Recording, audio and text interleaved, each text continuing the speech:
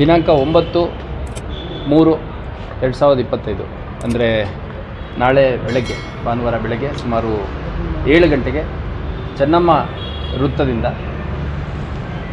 Karnataka police run 2025 ಅನ್ನೋ ಒಂದು ಶೀರ್ಷಿಕೆ ಅಡಿಯಲ್ಲಿ ಹುಬ್ಬಳ್ಳಿ ಧಾರವಾಡ ಪೊಲೀಸ್ ಕಮಿಷನರೇಟ್ ಹಾಗೂ ಧಾರವಾಡ ಜಿಲ್ಲಾ ಪೊಲೀಸ್ ವತಿಯಿಂದ ಒಂದು ಮ್ಯಾರಥಾನನ್ನು ಇಟ್ಕೊಳ್ಳಲಾಗ್ತಾಯಿದೆ. ಅದರಲ್ಲಿ 5 ಕಿಲೋಮೀಟರ್ ಮತ್ತು 10 ಕಿಲೋಮೀಟರ್ ಎರಡು ವಿಧದ ಮ್ಯಾರಥಾನ್ಗಳಿದ್ದಾವೆ. 10 ಕಿಲೋಮೀಟರ್ ಮ್ಯಾರಥಾನ್ ಏನಿದೆ ಇದು ಚೆನ್ನಮ್ಮ ಸರ್ಕಲಿಂದ ಪ್ರಾರಂಭ ಆಗಿ ಪ್ರೆಸಿಡೆಂಟ್ ಹೋಟ್ಲ್ವರೆಗೂ ಹೋಗಿ ಮತ್ತು ಪ್ರೆಸಿಡೆಂಟ್ ಹೋಟ್ಲಿಂದ ಸುತ್ತ ಹಾಕಿ ಮತ್ತು ವಿದ್ಯಾನಗರ ಬಿಗ್ ಮಿಶ್ರಾ ವೃತ್ತದಿಂದ ಮುಂದುವರೆದು ತೋಳಂಕೆರೆಗೆ ಎಂಡ್ ಆಗುತ್ತೆ.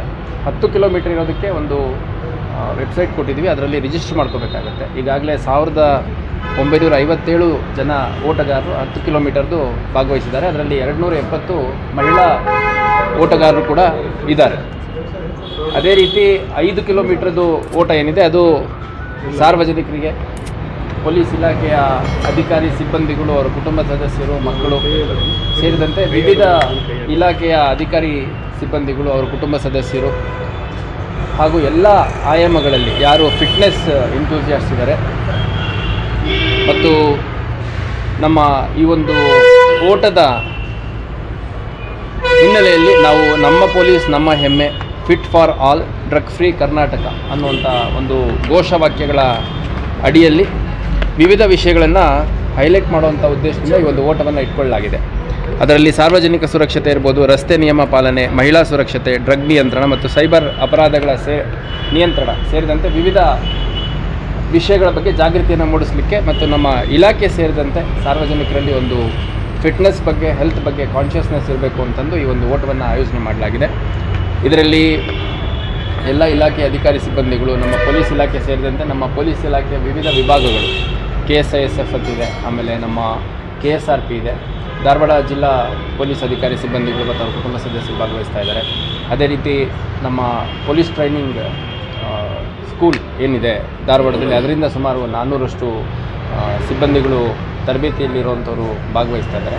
ಅದೇ ರೀತಿ ನಾವು ವಿವಿಧ ಶಾಲಾ ಕಾಲೇಜುಗಳಿಗೆ, ಹಾಸ್ಪಿಟಲ್ ಸಂಬಂಧಪಟ್ಟಂತಹ ಮೆಡಿಕಲ್ ಮತ್ತು ಪ್ಯಾರಾಮೆಡಿಕಲ್ ಸ್ಟಾಫ್ ಅವ್ರಿಗೆ, ಅದೇ ರೀತಿ KMC, BUB, JSS, ಆಮೇಲೆ ಇಲ್ಲಿರುವಂಥ ಎಲ್ಲ engineering colleges, degree colleges, high schools, PU colleges ಎಲ್ಲದಕ್ಕೂ ಅಪ್ರೋಚ್ ಮಾಡಿದ್ದೀವಿ. SLC ಮತ್ತು PUCಲಿ ಪರೀಕ್ಷೆಗಳಿರೋದ್ರಿಂದ ಸ್ವಲ್ಪ ಕಮ್ಮಿ ಸಂಖ್ಯೆಯಲ್ಲಿ ಭಾಗವಹಿಸ್ತಾರೆ. ಅದನ್ನು ಹೊರತುಪಡಿಸಿ ಬೇರೆಲ್ಲ ಡಿಗ್ರಿ ಕಾಲೇಜಸ್ಸು, ಮಹಿಳಾ ಕಾಲೇಜಸ್ಸು, ಆಮೇಲೆ ಎಲ್ಲ ರೀತಿಯ ಸಂಘಟನೆಗಳು, ಅಂದರೆ ಸಾಕಷ್ಟು ಇಲ್ಲಿ ಧಾರ್ಮಿಕ ಸಂಘಟನೆಗಳಿದ್ದಾವೆ, ಜಾತಿ ಮತ್ತು ಸಮುದಾಯ ಸೀಮಿತವಾಗಿರುವಂಥ ಸಂಘಟನೆಗಳಿದ್ದಾವೆ. ಪ್ರತಿ ಪೊಲೀಸ್ ಠಾಣೆಯಲ್ಲಿ ಎಲ್ಲರಿಗೂ ಈ ಒಂದು ಓಟದಲ್ಲಿ ಭಾಗವಹಿಸಬೇಕು ಅಂತ ಮನವಿ ಮಾಡಿದ್ದೇವೆ. ಆ ಪ್ರಕಾರ ಭಾಳ ದೊಡ್ಡ ಸಂಖ್ಯೆಯಲ್ಲಿ ಸಾರ್ವಜನಿಕರು ಸೇರುವಂಥ ಸಾಧ್ಯತೆ ಇದೆ.